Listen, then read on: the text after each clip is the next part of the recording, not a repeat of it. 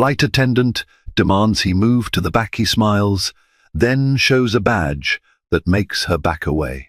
The cabin lights glinted off the flight attendant's polished name tag as she stood with hands on her hips, glaring down the aisle at a solitary passenger. Her voice carried a subtle edge, commanding him to move to the back. Everyone around froze, tension thick in the recycled air. The passenger seemed oddly composed, perhaps even amused. Then, in a moment that would haunt the flight crew for weeks, he slipped a hand into his jacket pocket and revealed a badge the flight attendant instantly recognized. Fear flickered across her face, and the power dynamic reversed in a single dramatic heartbeat. The day dawned bright at Hartsfield-Jackson Atlanta International Airport, one of the busiest airports in the world. Thousands of travelers milled about, dragging suitcases and anxiously glancing at departure screens. Families, business travelers, and wide-eyed tourists formed snaking lines at the security checkpoints manned by the Transportation Security Administration, TSA. Everyone had somewhere to be, and it felt like the entire world was in a hurry. In the midst of this organized chaos stood Jacob Tyler, looking utterly ordinary in dark jeans and a crisp navy blue polo. He held a small black carry-on bag and a folded newspaper under his arm.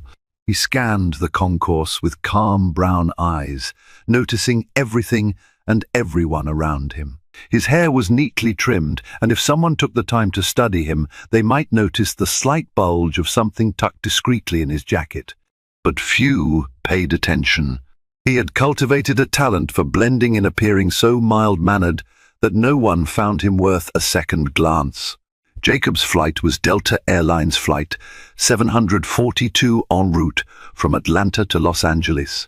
He had arrived at the airport well ahead of schedule, as was his habit, clearing security and waiting patiently at gate B36.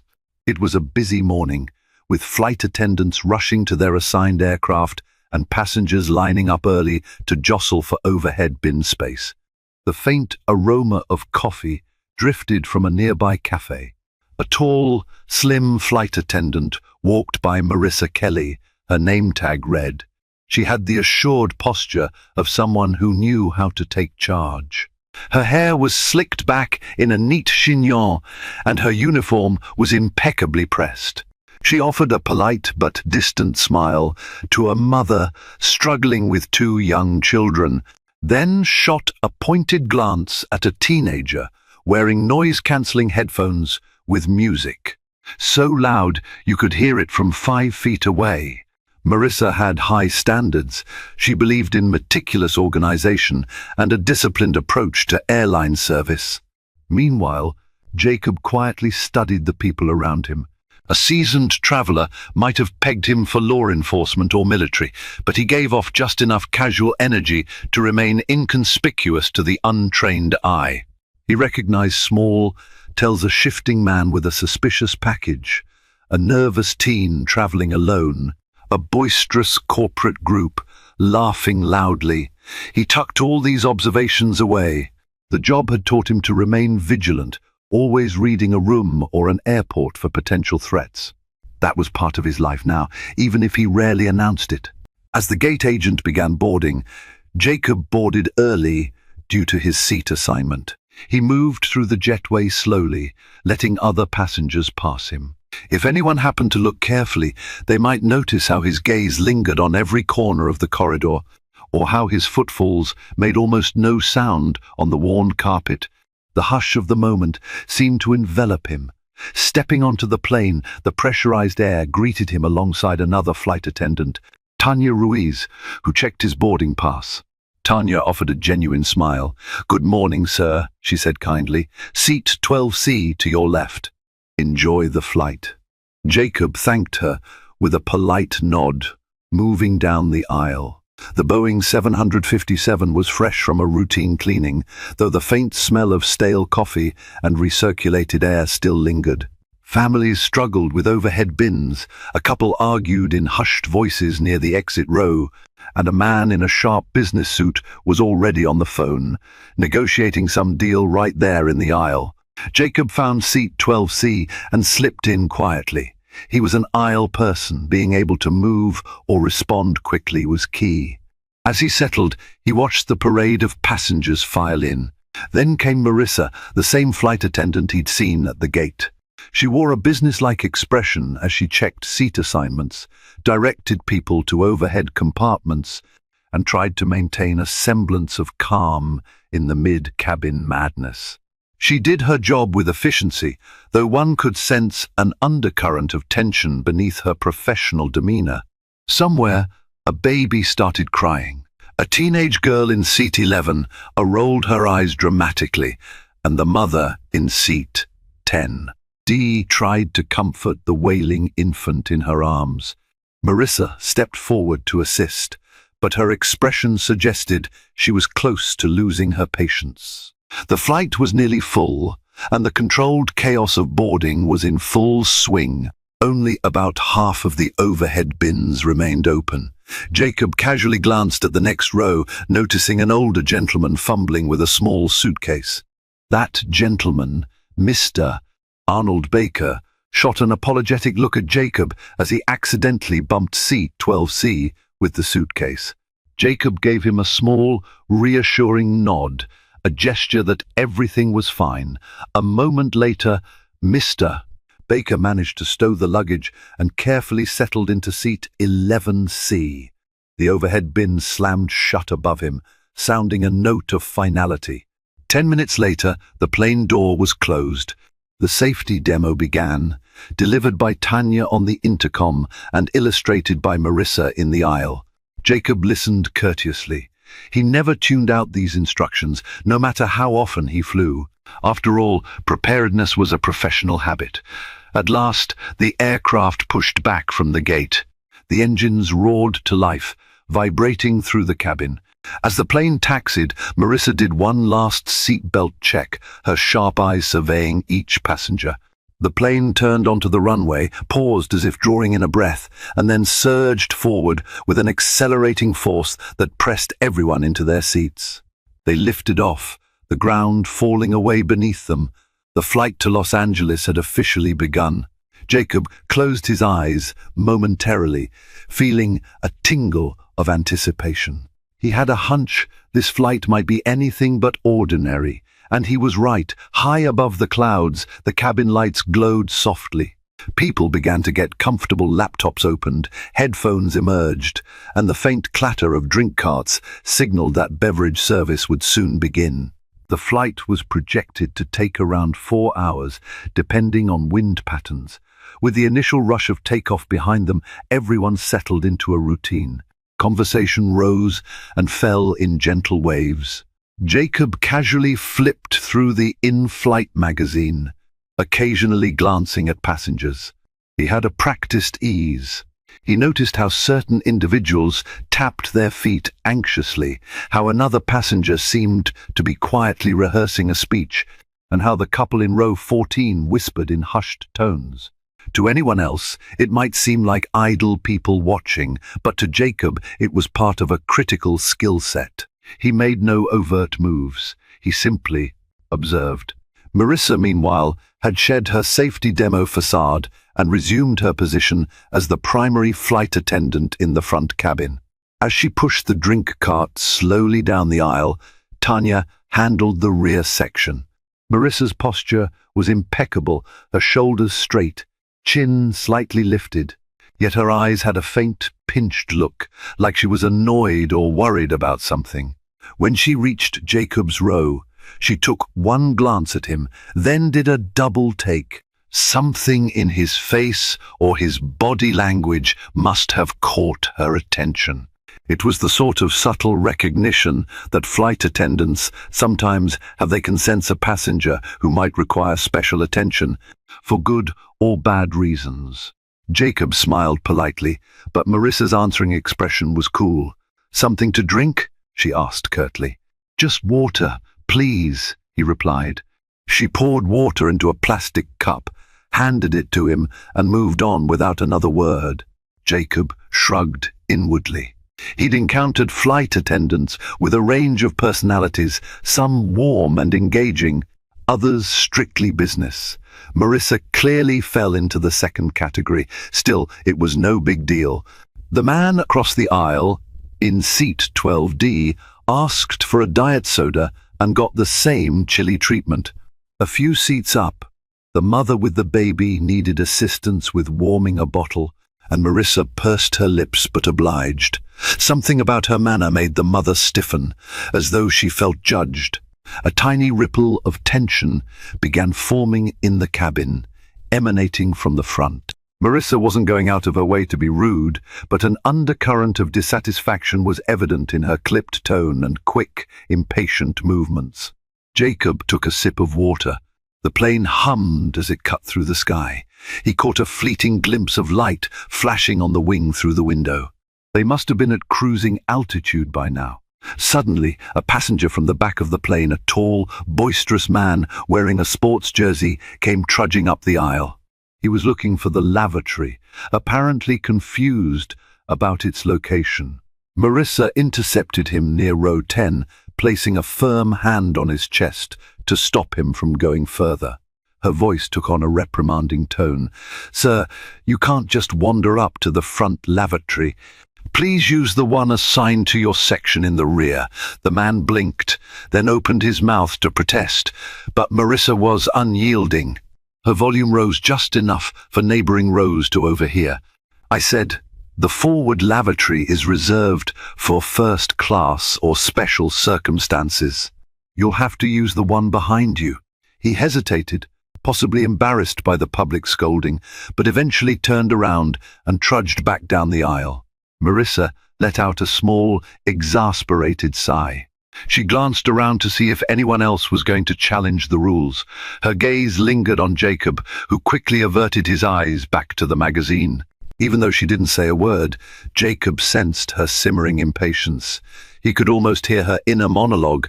Why can't these passengers just follow the rules? Half an hour passed. A bit of turbulence shuddered through the cabin, prompting the captain's voice over the intercom advising everyone to keep their seat belts fastened. The seat belt sign illuminated overhead. Most people complied, though one or two made quick dashes to the restroom. Jacob carefully stowed the tray table and tried to relax. But the feeling of tension was palpable. Something about Marissa's attitude, combined with the usual stresses of air travel, was creating a potent brew. As if on cue, Marissa reappeared at row 12, scanning the seats. She seemed to frown when she noticed Jacob's carry-on bag, partially tucked under the seat in front of him, but slightly protruding. In a clipped tone, she said, "Sir, your bag is supposed to be fully under the seat during turbulence. Please move it." Jacob complied immediately. "Certainly," he said, pushing the bag further in. He did nothing to antagonize her, yet her expression suggested she was still displeased. She nodded curtly and continued down the aisle, quietly checking for any other infractions she could correct. Jacob's mind flickered over the last time he had encountered a flight attendant with such rigid control issues. It often ended poorly, either with a confrontation or a meltdown. But he kept calm, reminding himself that he wasn't here to play referee. He had another responsibility on this flight, and he intended to fulfill it while staying under the radar. And so he sat quietly, sipping his water. He watched the interplay of personalities and stifled sighs, the rolled eyes from the teen in row 11, the worried glances from the older gentleman in 11C, and the fussy baby in 10D. The flight rumbled on, inching closer to Los Angeles with each passing minute. But tension has a way of building when no one addresses it, and it wouldn't be long before a spark set it aflame. 2 hours into the flight, the seatbelt sign was off. Passengers dozed, chatted, or watched the in-flight entertainment. Jacob noticed that the sports jersey man from the back was once again walking toward the middle of the plane, presumably to stretch his legs. This time, he caught Marissa's eye well before he reached the forward lavatory. Sensing her disapproval, he turned around and sat in an empty seat near row 20 for a moment. Effectively avoiding another scolding, Jacob decided to stand and stretch as well, moving toward the aisle. He took a step toward the rear, giving Marissa a wide berth. He wasn't looking for conflict, and he sensed that she was on a short fuse. But fate had other ideas. When Jacob slipped into the aisle, he nearly collided with a passenger from the row behind him. Their shoulders brushed. The passenger apologized hurriedly, and Jacob murmured a quick "no worries." But it was enough to catch Marissa's attention. She turned from the row she was monitoring, saw Jacob standing, and narrowed her eyes. She approached him with that no-nonsense stride. "Sir," she said, "may I ask what you're doing out of your seat? We've had intermittent turbulence, and the captain recommends everyone remain seated as much as possible." Jacob glanced at the overhead seatbelt sign. It was off. He answered politely, "I just needed to stretch my legs for a moment. I'll be brief." Her lips pressed into a thin line. "We prefer passengers remain seated unless it's absolutely necessary," she said. Her voice carried a distinct edge. Others nearby glanced over, sensing a confrontation. "If you need the restroom, use the one in the back, but don't linger in the aisle." Jacob nodded, deciding to let it go. "Yes, ma'am." He started to move toward the rear, but just then, an older woman up front pressed her call button. Marissa's head snapped around. She muttered something under her breath, then pivoted sharply, brushing past Jacob. He almost stumbled from the force of her shoulder, connecting with his. The tension soared. Jacob watched her storm up the aisle, mentally noting the brewing conflict. This flight attendant was not just strict. She seemed to be on a power trip or under extreme stress that was manifesting as irritability. Jacob quietly retreated to his seat, deciding he would wait until the fuss died down before trying to stretch again. The flight was over halfway to Los Angeles. He could endure the cramped space for another hour or two if needed. He exhaled, trying to refocus on the reason he was truly on this flight. Moments later, Marissa returned, her expression as taut as ever. She looked like she was scanning the cabin for further rule breakers to correct. Her gaze landed on row 12, specifically on Jacob. She frowned as though he were out of place, or perhaps she'd decided his presence was somehow suspect. Then came the fateful announcement from the flight deck. A patch of heavier turbulence ahead. The seatbelt sign dinged on, and the captain's voice echoed through the cabin, instructing passengers to remain seated. Marissa began her usual compliance check. The plane shuddered as it hit a mild air pocket, making her grip a nearby seat for balance. Jacob complied immediately, snapping his belt on. He was used to following instructions and had no intention of starting a confrontation. But fate had more in store. A woman in seat 9F stood up, looking panicked. She clutched her stomach. She was turning pale, evidently ill. She pleaded with Marissa to let her quickly use the restroom. Marissa said something about how the turbulence was too severe, but the woman was borderline frantic. Her face was covered in sweat. She was about to throw up, and the nearest lavatory was at the front. Time was clearly of the essence. Jacob could see the desperation in the woman's face. He caught Marissa's eye and offered a silent, sympathetic look, but Marissa stiffened. Instead of guiding the sick woman to the restroom, she began scolding her for ignoring the seatbelt sign. Others around them gasped, and a few tried to intervene, insisting that she let the poor woman go to the lavatory before she got sick in the aisle. Eventually, with extreme reluctance, Marissa stepped aside, rolling her eyes and muttering under her breath. The woman rushed to the front lavatory, retching noises audible to anyone nearby. Jacob felt his sympathy flare. The last thing the lady needed was a humiliating scolding in front of a full flight. Marissa turned sharply to see if anyone was judging her, her eyes locked on Jacob's. She must have read condemnation in his expression, because her features hardened. This was no longer about following procedure. It was personal. She marched down the aisle until she stood directly in front of him. "Is there something you need, sir?" she asked, voice dripping with ice. Jacob calmly shook his head. "No, ma'am," she huffed. ignoring the whimpering baby in row 10, ignoring the man who was raising his hand in row 15. Her entire focus had narrowed to Jacob. "You keep staring at me. If you have an issue, you need to address it with me directly." Jacob frowned, eyebrows knitting together. "I apologize if it seemed I was staring. I just felt concern for the passenger who was ill." Marissa folded her arms. "I don't need you to question how I do my job."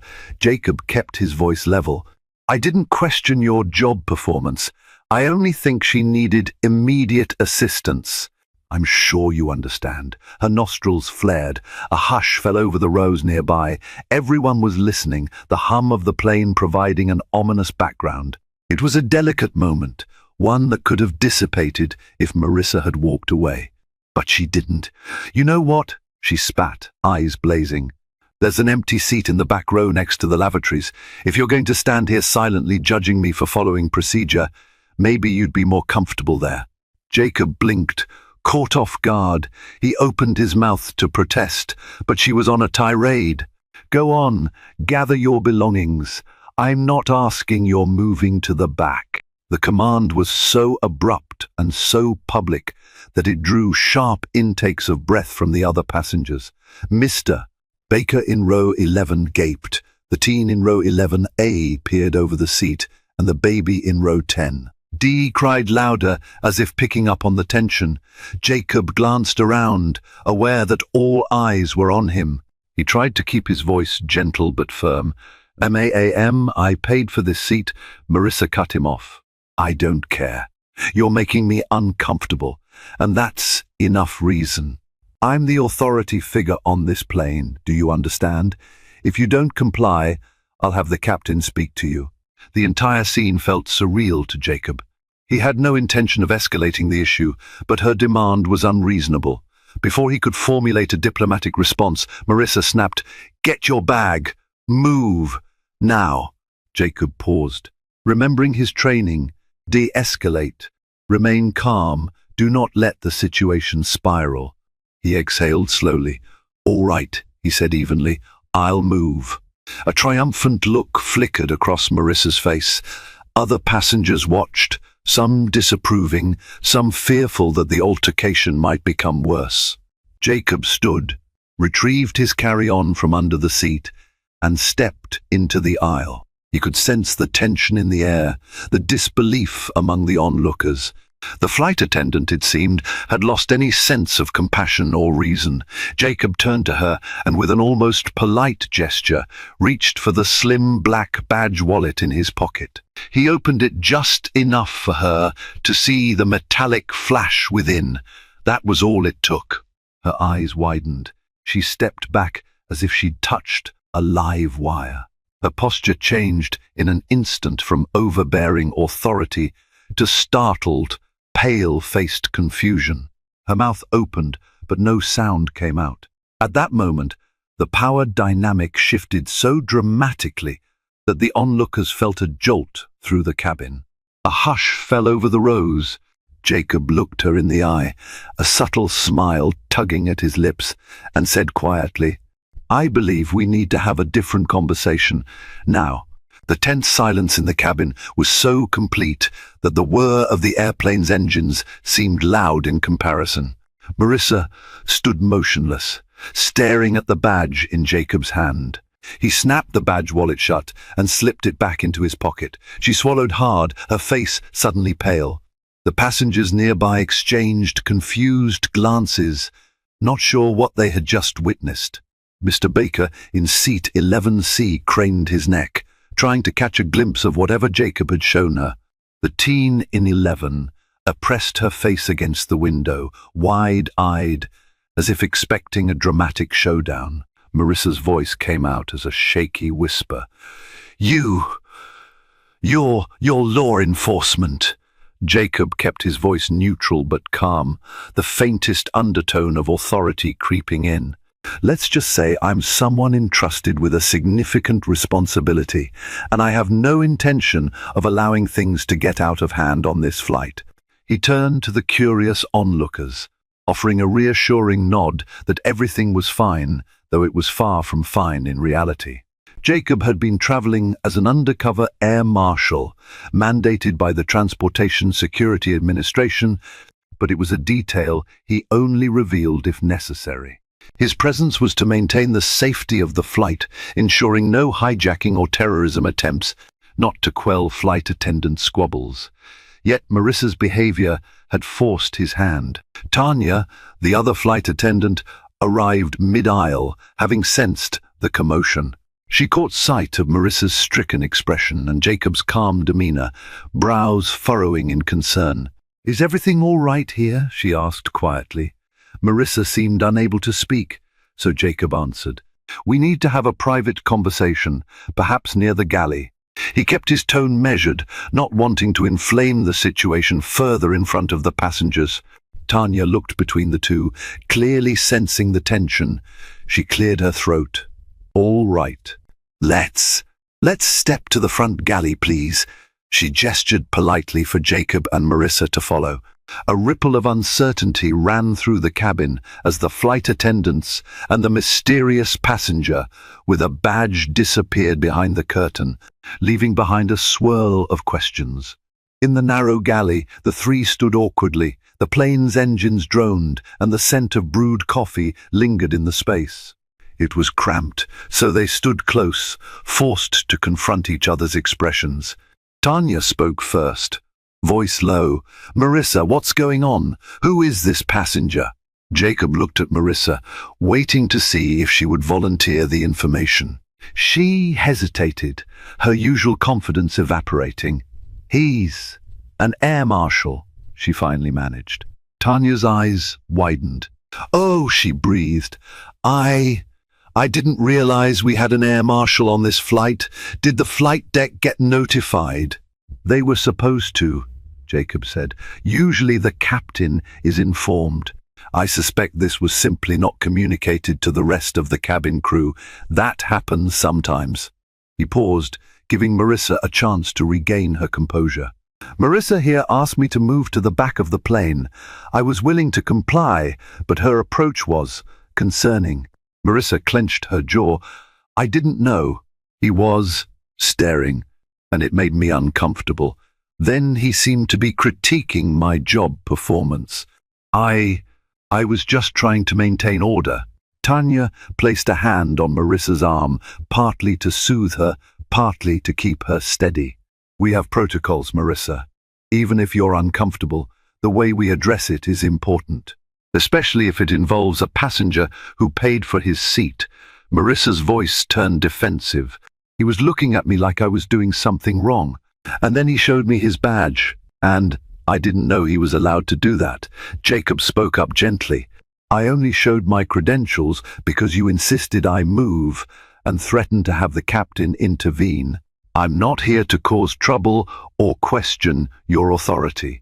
But you singled me out." Marissa's eyes flashed. "Because you were making me uneasy." She caught herself glancing at Tanya, who frowned at her tone. "Softer," Marissa continued. "I realize now I misread the situation." Tanya nodded solemnly.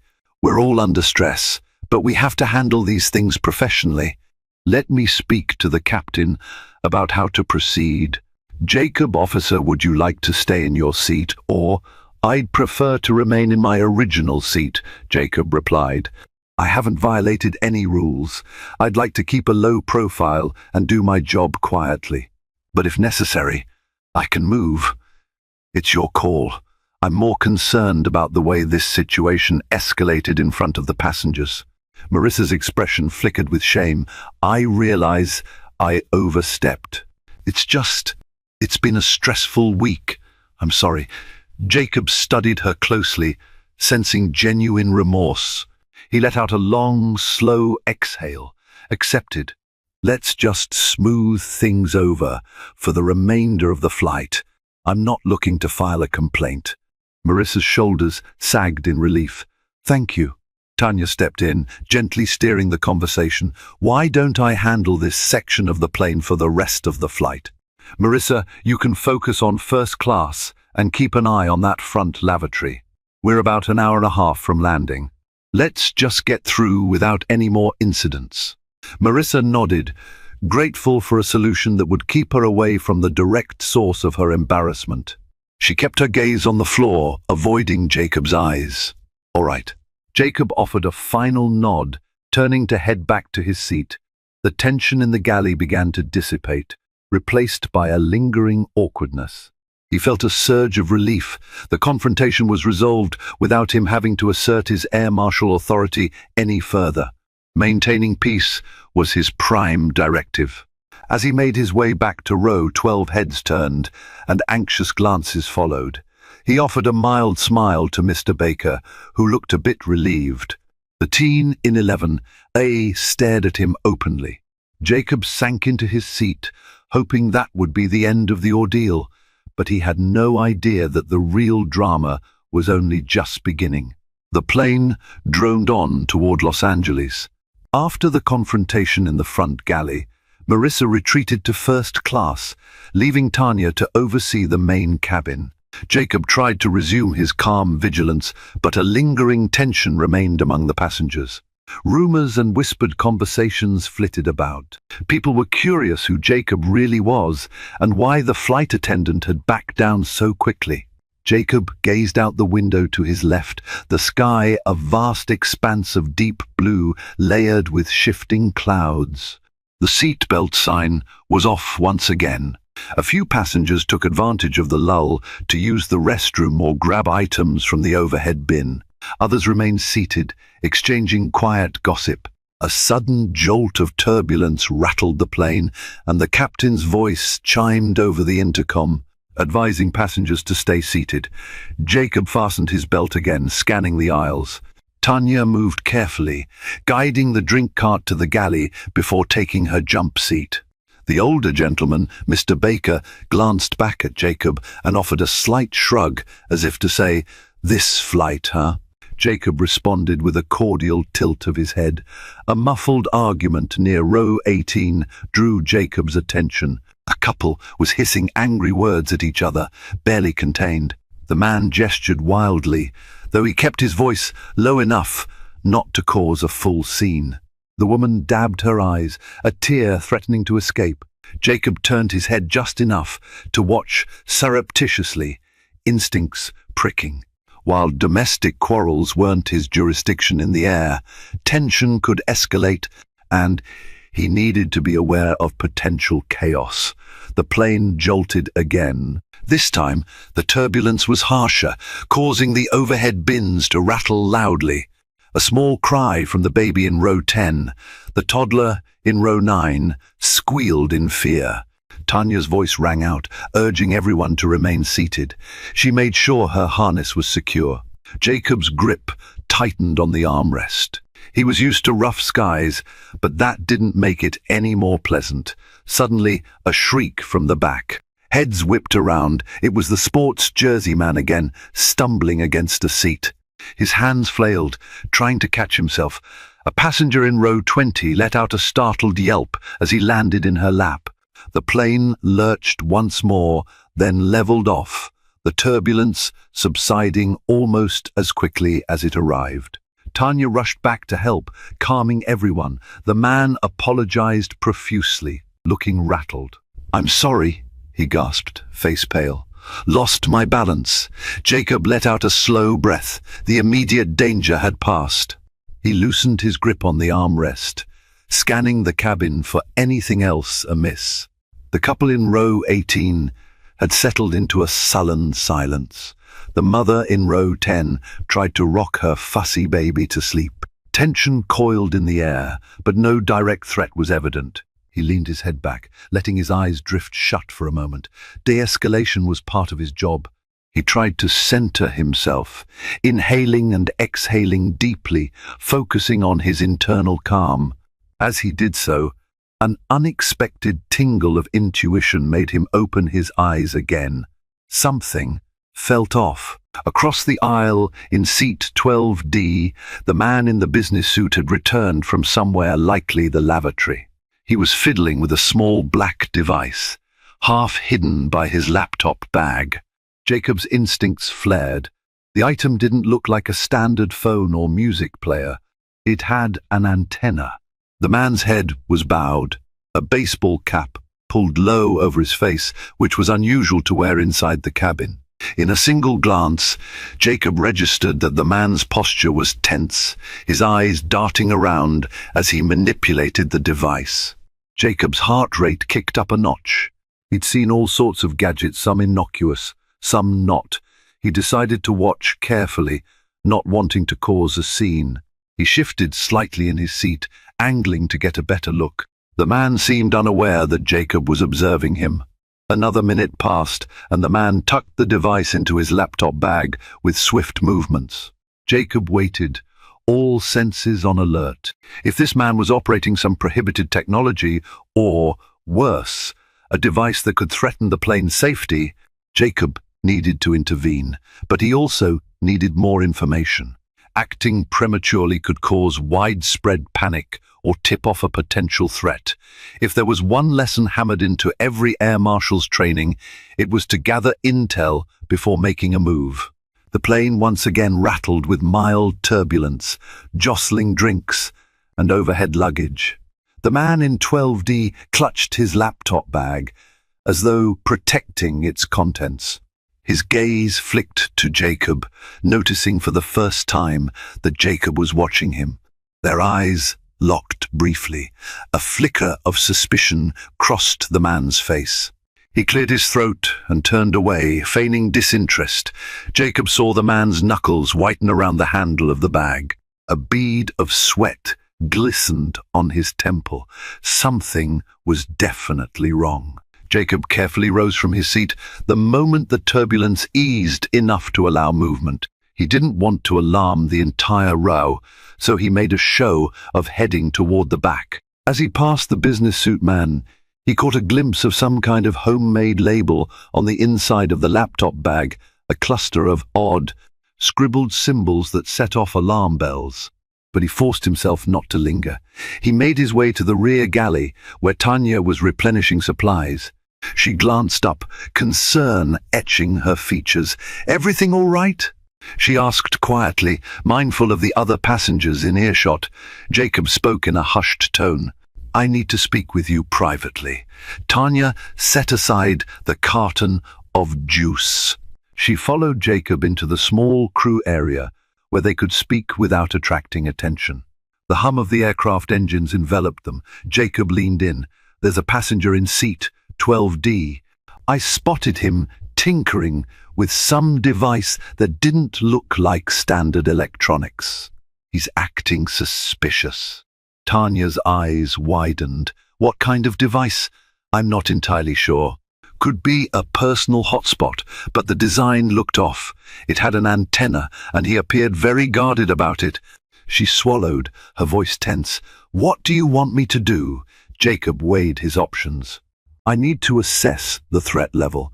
If he's just using an unauthorized electronic device, it might be an FAA violation, but not necessarily a threat to flight safety. However, if it's something more nefarious, we need to coordinate with the captain. For now, let's not alarm the passengers. I'll keep an eye on him. If you or another crew member can discreetly observe him from a different angle, that could help." Tanya nodded rapidly, heart clearly racing.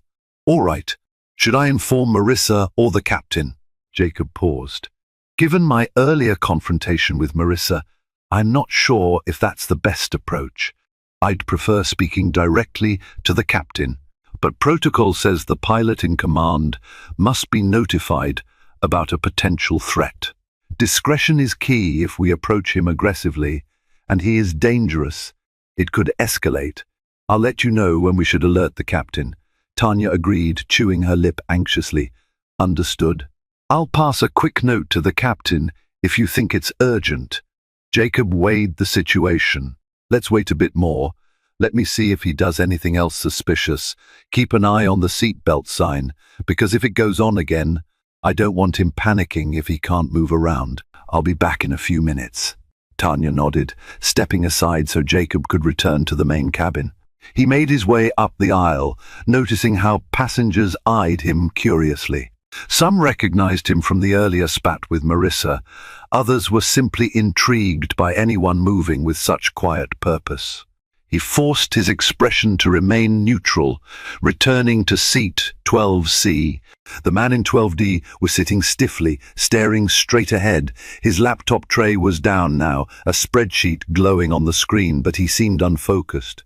Jacob settled in, glancing sideways, heart beating at a measured pace thanks to training, but tension coiling in his muscles.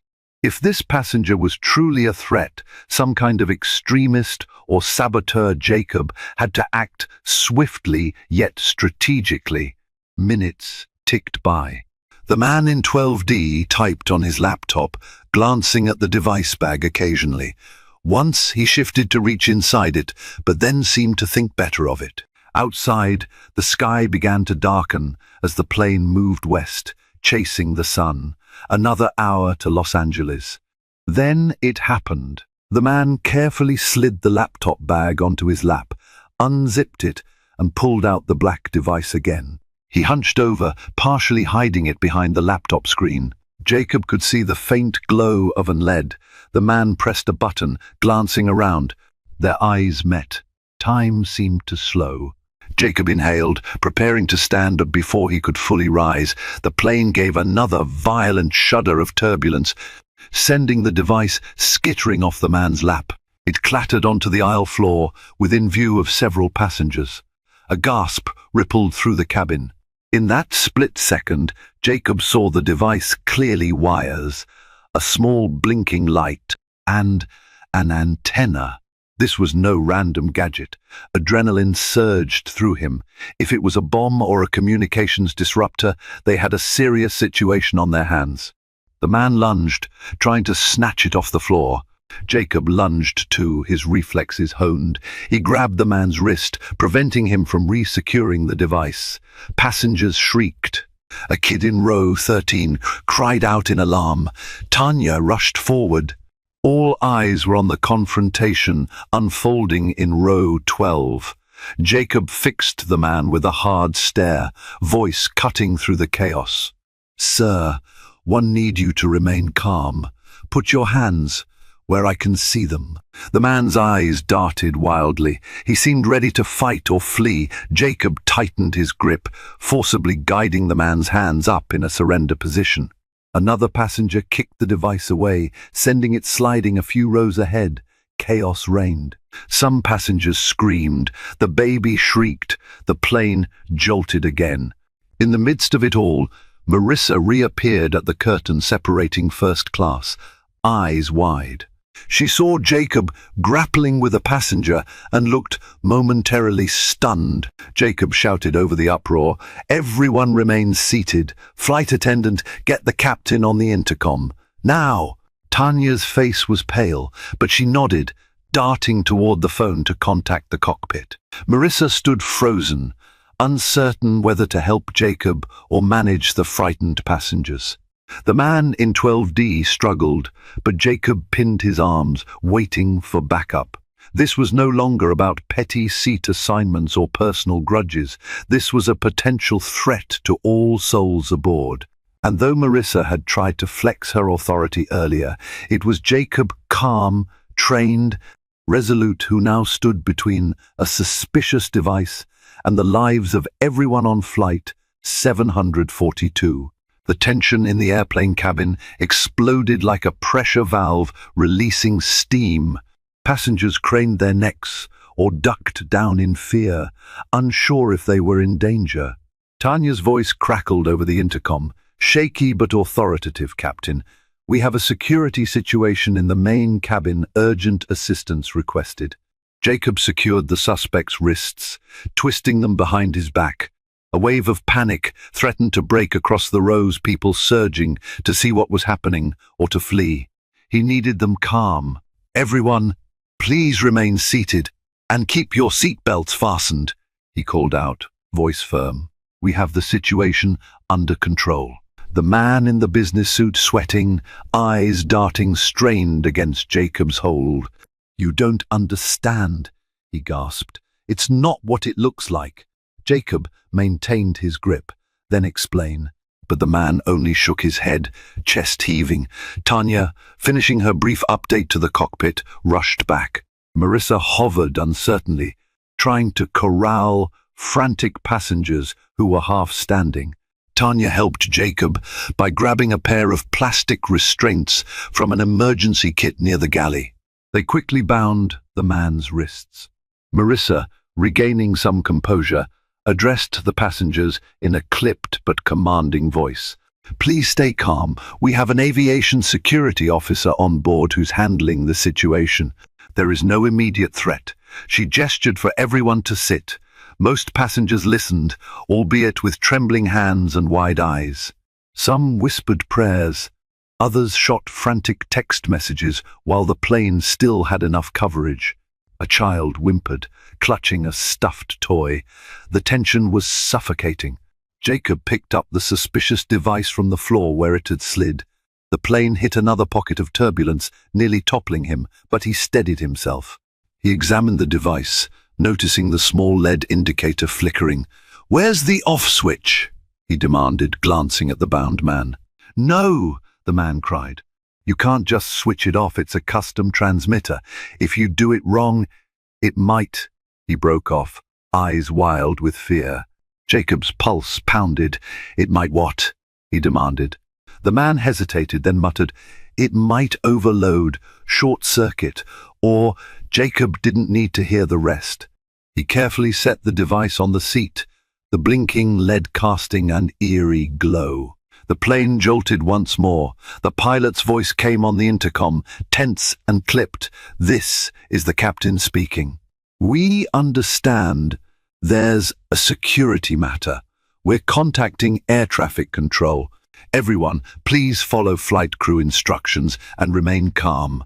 Marissa rushed to the phone again, presumably receiving instructions from the cockpit. She hung up, her face grim. "Captain wants to divert," she announced, looking at Jacob. Jacob nodded. "Makes sense. We can't risk continuing to LAX with this device on board." He looked down at the suspect. "What is your name?" The man glowered. Dean Miller. "What does this device do, Dean?" Dean clamped his mouth shut, refusing to answer. Jacob studied him.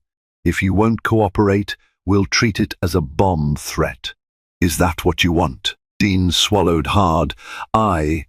It's not a bomb. Then what is it?" For a moment, Dean looked like he might cry. His shoulders trembled. "It's a signal jammer," he admitted. I developed it to block certain communication frequencies for private use. No harm intended." Marissa scowled. "Why would you bring that on a plane? That's dangerous. Illegal." Dean squirmed. Someone threatened me, said if I didn't block certain phone communications during this flight, they'd release compromising info. It's complicated." Jacob's gaze hardened. "So you're interfering with the plane's communication systems?" Dean shook his head vehemently. No, I swear it's only targeted for cellular signals, not the plane's navigation." "I didn't want to do it, but they threatened my family. I'm so sorry. I tried to hide it." A wave of relief and anger warred within Jacob.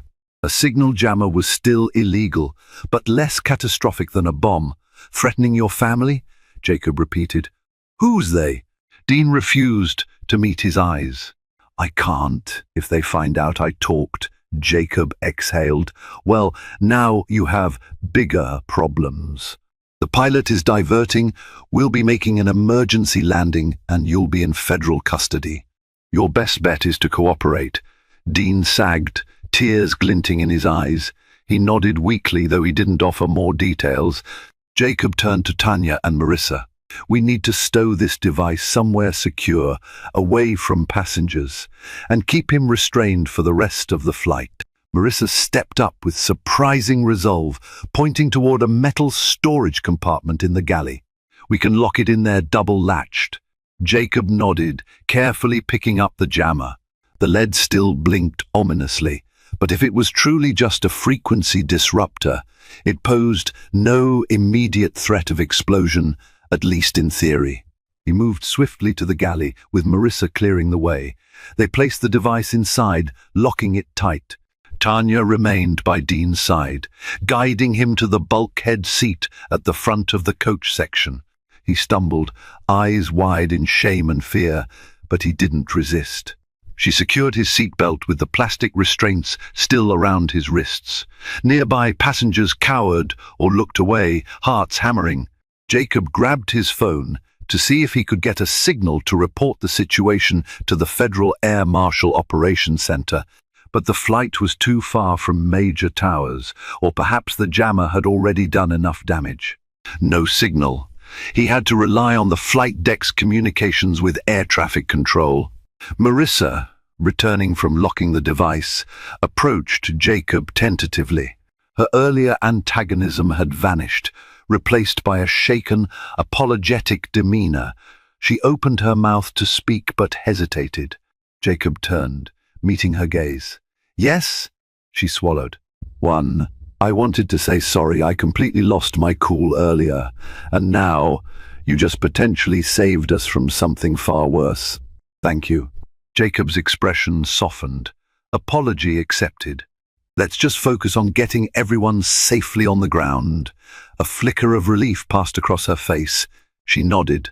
"We're diverting to Dallas-Fort Worth International Airport.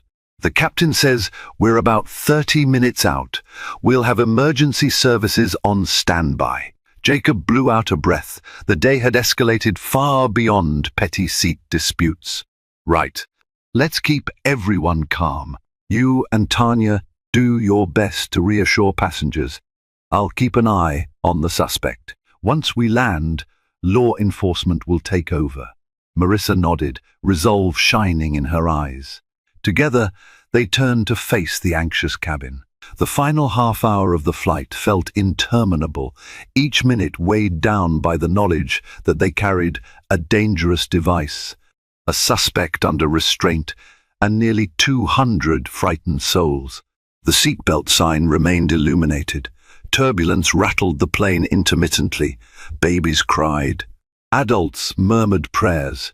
Dean stared at his lap, tears falling silently. Jacob stood watch, occasionally meeting Marissa's gaze. Tanya brought water to frightened passengers, trying to soothe the tension. Every second felt like a slow count toward freedom, each heartbeat echoing a collective plea. "Let us land safely. Let this ordeal end." At last, the captain's voice came on, calmer than before. "Ladies and gentlemen, this is your captain speaking. We will be making an unscheduled landing at Dallas-Fort Worth International. Please remain seated with your seat belts fastened until we come to a full stop and the seatbelt sign is turned off. Emergency crews will meet us on the runway. Thank you for your patience." A round of relieved sighs and murmured thanks rose in the cabin. Even though they weren't in Los Angeles, any ground under their feet was better than staying in the air with uncertain threats. Jacob braced himself for the descent, eyes never leaving the suspect. The plane began its approach, the engines shifting pitch as flaps extended. Nervous whispers spread as the ground came into view. A hush fell upon the aircraft when the wheels screeched against the runway. The plane shuddered, decelerating rapidly. Outside the windows, flashing lights of emergency vehicles approached. Jacob felt a flood of relief. They were on the ground, safe for now. As the plane rolled to a stop, he saw through the window a convoy of airport police cars, ambulances, and TSA vehicles. The seatbelt sign turned off with a ding. No one moved until Jacob signaled for Tanya and Marissa to open the door. Sirens wailed faintly through the sealed fuselage. A wave of uniformed officers poured onto the plane, led by a stern-faced TSA official. They swiftly took custody of Dean, who hung his head in defeat. Another set of officials carefully retrieved the device from the galley's storage, handling it with specialized gear. Jacob stepped aside, showing his credentials to the on-site officers. They recognized the Air Marshal Authority, offering nods of professional respect. One official asked him to give a quick statement. Meanwhile, paramedics checked on frightened passengers, offering water and reassurance. In the swirl of confusion, as authorities ushered passengers off the plane to a secure area in the terminal, Marissa found Jacob one last time. She took a moment to speak quietly, voice trembling with emotion. "You saved the day," she said. "I treated you terribly and you saved us all." Jacob managed a tired smile. "Part of the job. Just be kinder to your passengers next time." She nodded, eyes glistening with tears she fought to hold back. "I will. And I'm sorry, I really am." With that, the passengers disembarked. Soon, the plane was empty except for the flight crew and the investigating officers. Jacob knew he'd have to file a formal report, answer a myriad of questions. But one thing was clear. The flight attendant who had demanded he move to the back had discovered, in a heart-stopping twist of fate, that the unassuming passenger she tried to bully was the very one who would protect them all. Word of the in-flight emergency spread quickly through Delta Airlines. By the time stunned passengers were led into the terminal at Dallas-Fort Worth, airline representatives and TSA officials were already on site. Jacob, though recognized for his actions, kept a low profile, quietly giving a preliminary statement to authorities. Adrenaline still coursed through him, but relief washed over him too. Everyone was safe. Marissa, however, faced immediate scrutiny. In a corner of the waiting lounge, her supervisor, Rita Coleman, questioned her about the incident and her treatment of Jacob. Marissa, head bowed, admitted she had let personal stress cloud her judgment. She knew the airline expected professionalism at all times and that her mistake could cost her dearly.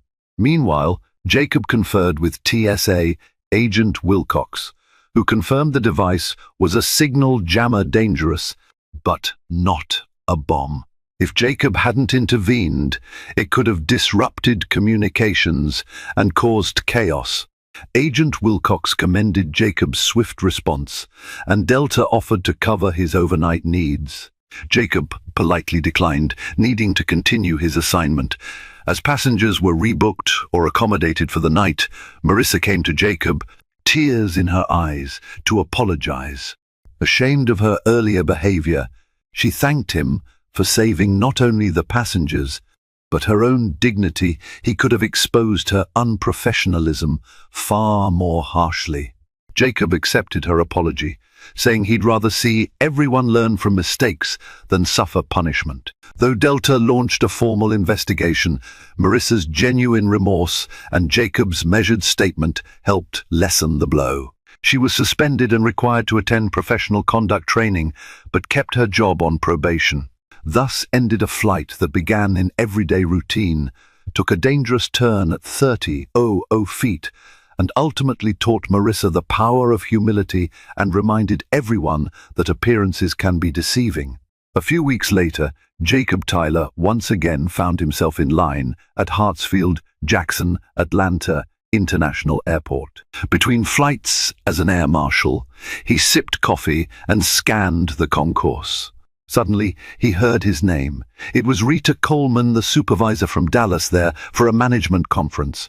She quickly updated him on Marissa. After a 2-week suspension and mandatory training, she'd returned to work on a new route, still on probation, but determined to improve. Jacob felt relief, knowing she wasn't fired. He'd never wanted revenge, only for her to learn from her mistake. After a brief chat, they parted ways. Boarding his next flight, Jacob reflected on how a single confrontation had turned life-threatening, teaching lessons in humility and hidden heroism. He settled into his seat, remembering that beneath even the most ordinary surfaces lie stories of redemption and sometimes the quiet resolve to save lives at 30,000 feet. Thank you for joining us on this dramatic journey, where a single-seat assignment dispute revealed hidden identities and tested everyone's courage at 30,000 feet. From the simmering tension of boarding to the heart-stopping discovery of a suspicious device, this story shows how fate can turn everyday moments into extraordinary confrontations. Our main character, quietly dedicated to keeping passengers safe, found himself challenged by a flight attendant's misplaced authority and then rose to the occasion when true danger threatened everyone on board. It's a reminder that appearances can deceive and that kindness, respect, and vigilance are essential every time we fly. If you enjoyed this incredible tale of unexpected heroism and the powerful force of karma, please like, share, and subscribe to our channel. Your support helps us continue bringing you more thrilling stories, fascinating insights, and unforgettable moments. Thank you for watching, and stay tuned for more.